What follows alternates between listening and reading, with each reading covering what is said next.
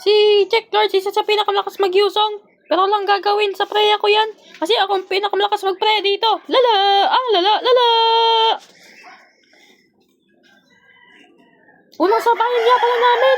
Ipapakita ko sa kanya ang aking presensya. At yun dito, sapat nang malaman niya na mas malakas ako sa kanya. At nag-build na nga pala ako dito. Kasi mag-blue buff muna ako para ma-full build agad. At nagtago nga pala ako dito sa bush para hindi niya ako makita. Pero doon pala siya sa kabilang lane pupunta. At yun naman dito, pinuntahan ko na siya kasi nakakaya naman sa kanya na siya pang mag-a-adjust. Karangalan naman sa isang pro player at sa isang content creator. Kaya dito, pinasok ko na siya nang walang katakot-takot. Yan yung dito, pinupuntahan ko yan, no?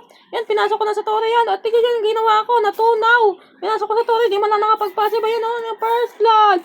Ano, Jay, lala. Ang lala, lala. Akong pinakalakas, akong hari, akong pinakalakas, lala. Kaya rito nyo lapogi, lala.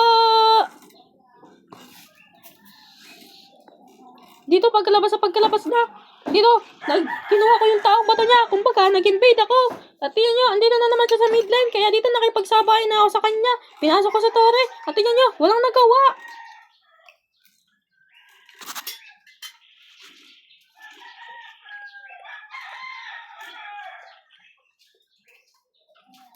So, sobrang sakit ang tore niya. Namatay ako.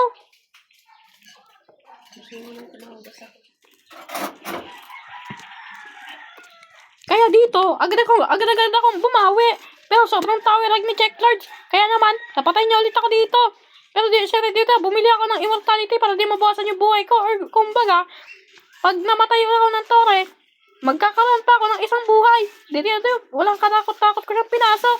Yun naman ginawa ko sa kanya dito. Pinasaban niya na pala ako. Hinigop-higop niya yung buhay ko. Hinigop niya yung espada ko. Pinasok ko kagad siya na walang katakot-takot. Lala! Ang lala! Lala! Bago yan, tinipitipian ko muna siya. Bago ko siya i-spawn trap. At nag-ulti na nga pala ako dito. At pinasok ko siya sa spawn trap. Tignan nyo. Ayun na ba yung check lords nyo? Ayun na mga idol nyo.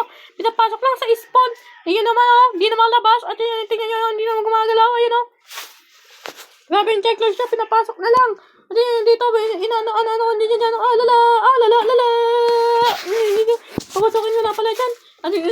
Ipapakita ko sa kanya ang aking lakas. Sapat nang malaman niya na hindi niya ako kaya. At dito, tingnan niyo na ang ginagawa ko din sa kanya dito. Pinapasok ko na lang siya. At tingnan niyo, ginagawa ko rin dito.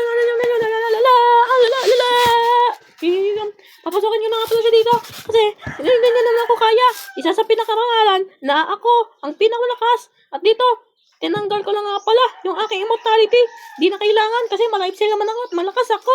Kaya dito papasukin ko na naman siya sa tore niya at wala siyang nagawa.